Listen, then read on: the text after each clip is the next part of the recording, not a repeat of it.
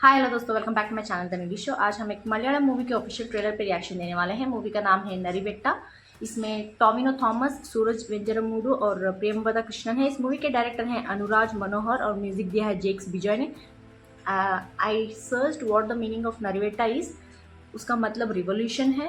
So I just wanted to know what's the meaning of the title is. So let's go. കൂടിലച്ചു വന്ന 10 നാട് കൊയ്മയോ കൂടിലച്ചു വന്ന ഇഞ്ചു മിന്ന നേരെ വീണ്ട നീയലുടെ അന്തിയും അന്തിപ്പേരിയും കെട്ടി പന്തരകത്തു കെട്ടിയിറങ്ങിച്ചനേ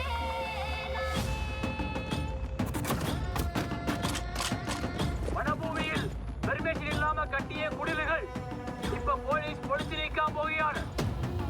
എല്ലാവരും സഹകരിക്കുക. फॉरेस्ट लैंड पे कब्जा किया। കേസെടുത്തിട്ടില്ല, കൊണ്ടുവയ്ക്കുവാനെ. അവർ നിന്നെ എന്തെങ്കിലും ചെയ്തു തരോ?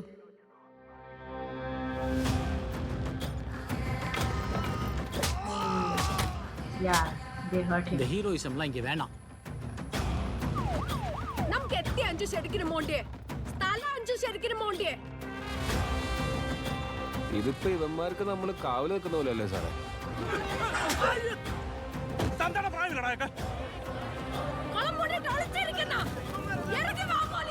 இது போல well organised protest tribal leaders மட்டும் நினைச்சு நடக்காது.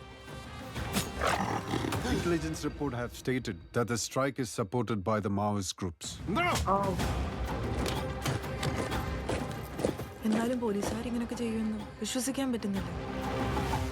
കെട്ടിയ കുടിലുകൾ മുഴുവൻ പൊളിച്ച് സ്ഥലം വിട്ടോളണം. പേടിയില്ല സാറേ, മരിക്കുന്നെങ്കിൽ ഈടെ കിടന്ന് മരിക്കാം. Fighting for their rights.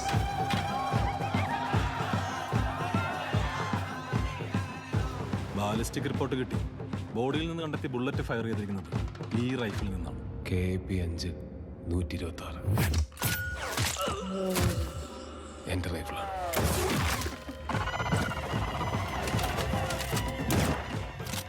തനിക്ക് വിശ്വാസം ഉണ്ടെങ്കിലും ഇല്ലെങ്കിലും ഒന്ന് പ്രാർത്ഥിച്ചേക്ക്. ഒരിക്കലും ഇതെടുത്ത് ഉപയോഗിക്കാൻ ഇടവരുത്തരുത്.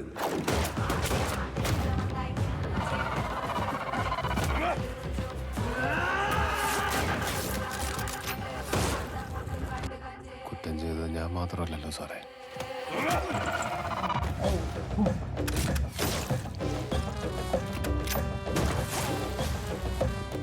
போராட்டக்காரர்களை காலுக்கு கீழே தான் சுடணும்னு ஆர்டர். ஆனா அவர் கேஸ் நெஞ்சுக்கு நேரா சுட்டிருக்கு. ஐ விட்னஸ் இருக்கு.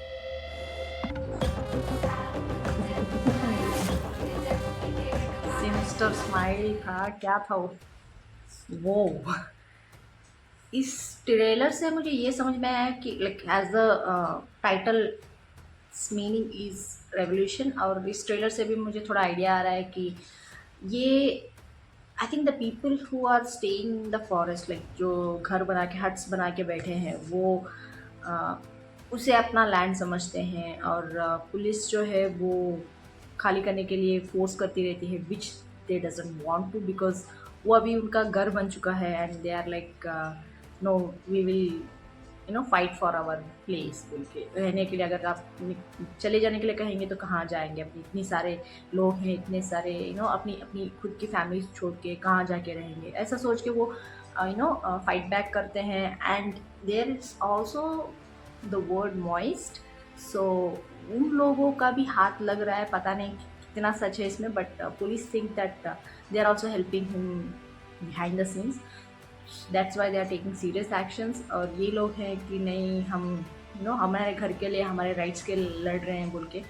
And we are not sure Maoist are involve in this और not, but we have to watch the film for that. But जिस तरह से पुलिस को इन्फॉर्मेशन मिल रही है, या फिर वो लोग सोच रहे हैं कि जिस तरह से ऑर्गेनाइजडली स्ट्राइक कर रहे हैं, so it might be someone's helping behind the scenes बोल के। So will have to see, but based on the the villagers, the people who are staying in the forest, उनके हिसाब से अगर देखा जाए तो वो भी सच है कि उनको अभी वो घर बन चुका है। उनको अभी सडनली जाने के लिए कहेंगे तो उनको भी थोड़ा टाइम लगेगा, बट डायरेक्टली उनके ऊपर जाके फायरिंग करना, उनको मारना, वो थोड़ा हार्श बोल सकते हैं। But I am not sure कि टॉबियो थॉमस इसमें एक हीरो की तरह है या फिर थोड़ा विलन शेड्स हैं, क्योंकि जिस तरह से वो सिनिस्टर स्माइल दे रहे थे लास्ट में, वो बहुत ही चिलिंग था। And also the way he is trying to, वो अपने से बड़े एज वाले पर्सन ट्रीट करते हैं, सो ही सुपीरियर ऑफिसर वो भी उनको रिप्रिमांड करते हैं। So it's seems like he is like against them at any cost. He is like he wants them out of that forest, and I'm not sure यार।